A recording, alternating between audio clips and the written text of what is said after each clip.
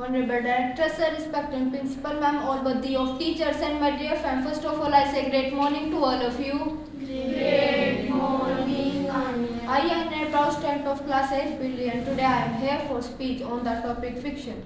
Friction is a force that opposes the applied force in contact between two surfaces. In contact, the friction force is important in our daily life because it helps to perform many of our daily life activities, for example walking, running, speaking, learning, etc.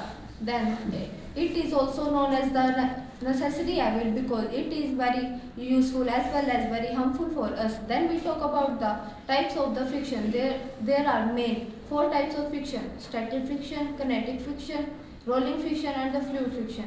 Firstly, the difference between the static friction and the kinetic friction. Static friction acts when the object is at rest. The static friction is more. For example, the pushing a heavy box. Then kinetic friction. It is also known as the sliding friction.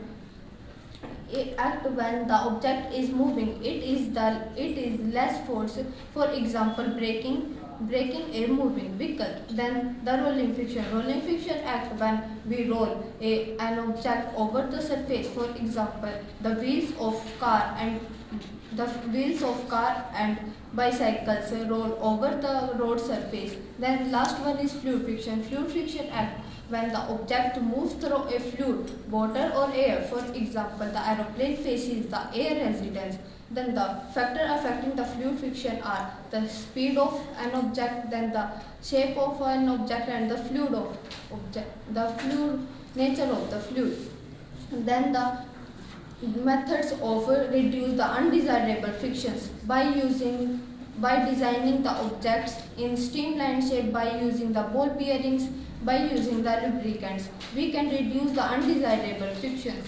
Then we talk about the lubricants. Lubricants are the substances used to reduce the friction. For example, the oil and grease form a thin layer on the two surfaces and prevent the interlocking of that two surfaces. Then the factor affecting the fluid. Then the factor affecting the frictions are the smooth surface have less irregularities, then the friction is less. Then the rough surface have the more irregularities, then the friction is more. This is all about my topic. I hope you will understand it. Thank you and have a nice day.